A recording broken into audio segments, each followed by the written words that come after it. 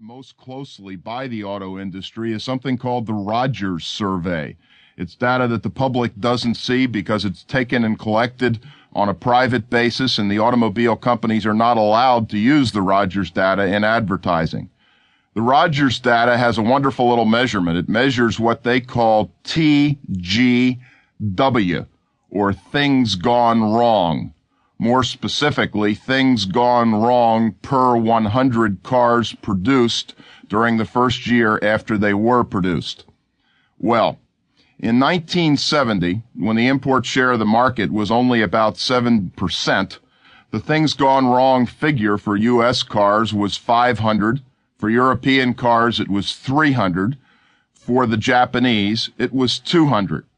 Now, in the 1970s, particularly post-OPEC, American industry got a real battering. In fact, even with some import controls, the share of imports grew from 7 to 18% during that decade. Well, during that decade, despite their lead, the Europeans and the Japanese didn't sit still. The Europeans reduced their TGW scale from 300 to 200, and the Japanese, astonishingly enough, halved theirs from 200 all the way down to 100. Now, in microeconomic courses, the first thing you learn on the first day is that when you're hit with a hard competitive threat, you react, and you react fast. Well, how did the Americans react during this 10-year period of threat to their well-being? The American score went from 500 up to 550. Not a pretty story, and quite an indictment for the lack of focus on quality in the American auto industry. Now, the good news is, and I hate to have stories that have unrelieved bad news, the good news is that during the last 5 years, according to this Rogers survey, the TGW score for Americans really has gotten an awful lot better. General Motors reduced theirs to 350. Ford went all the way down to 180 and even got better than the Europeans on the whole, and that's terrific. But once again, the sad story is that the Japanese, damn them, just refused to sit still, and Toyota, called by many the auto company for the rest of the century and on into the future, took their score all the way down to 60.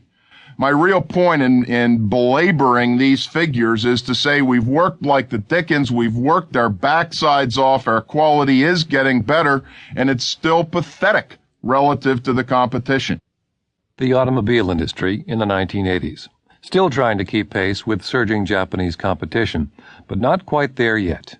Many American executives, frustrated with the competition, have pushed the government to impose strict trade barriers.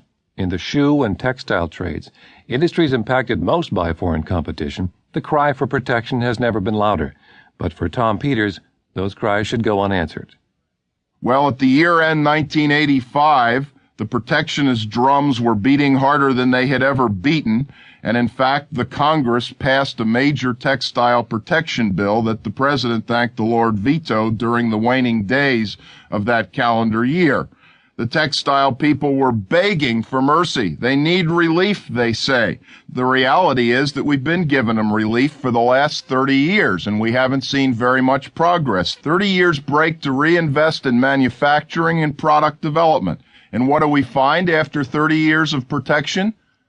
That the textile industry spends 0.5% of their gross revenue on research and development, which ranks them at the very bottom of all American industries in research and development spending.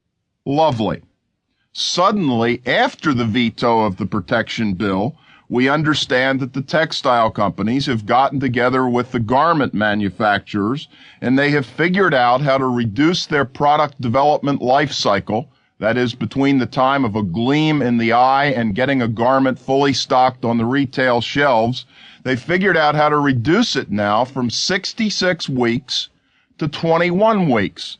The question that I just keep having to ask myself is, why did it take them until they were way past death's door with a plant closing every other week to figure out that they could cut the development cycle by 60%?